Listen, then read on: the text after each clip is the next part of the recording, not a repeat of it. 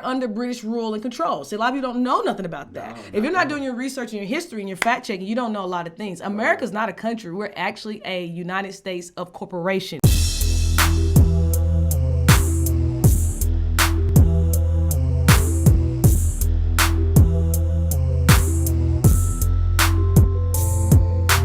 Trump is definitely a businessman. He's been running America like a business for forever. Okay, now, the irony is that actually America is a business. It is. It is. America is a corporation. Like, people need to go look up, what is it, I want to say it's like the 1874 Act or something like that, where America gave up its countryship for a corporationship.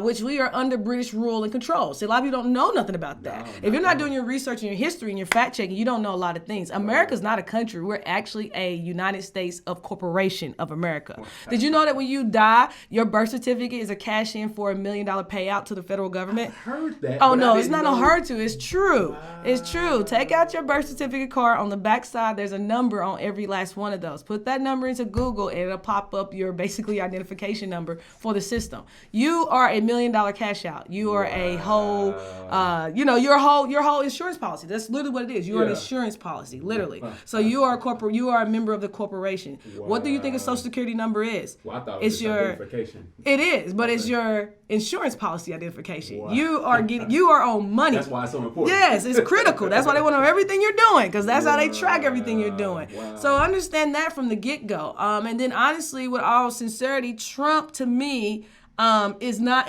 like I tell you all the time, Trump is a billionaire. Yeah. His concerns are not with anybody that makes less than $1 billion. No. Period. Thank you. That's what I've And always so the thing about Trump is that everything he does do is in the interest of business and his business partners and his wealth and his economical growth. Yeah. That's why I said if you look at coronavirus, the way he's handling it, I think it's pretty clear that his interest is not for the working class. Because if that's the case, number one, Obama left you a pandemic plan already put together, ready to go. Right. You toss it out the window. Right.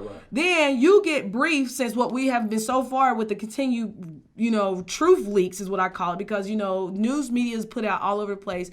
Everybody, me and you are doing what could be considered a news podcast right now. And so everybody's putting information out. But then there's the difference between government media control versus like I went and did some research and I found out the facts and I'm telling the truth control. Because, I think that's why internet is trying to be regulated. Because right now you can't. I can go there and say whatever I want and no one can say anything about it. So that's why I think government is trying to find a way to regulate internet, because a lot of truth is released across the internet.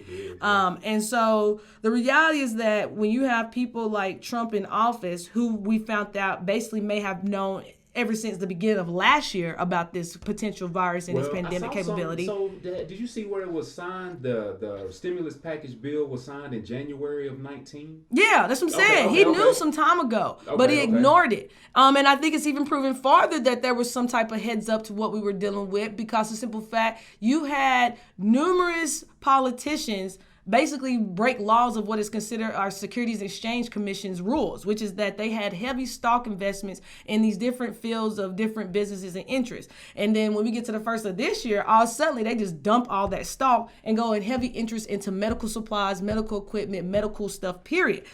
So that's inside trading now. So the question is, what did you all know for some time now that you didn't tell the public, or even better, even worse, did not prepare the public for?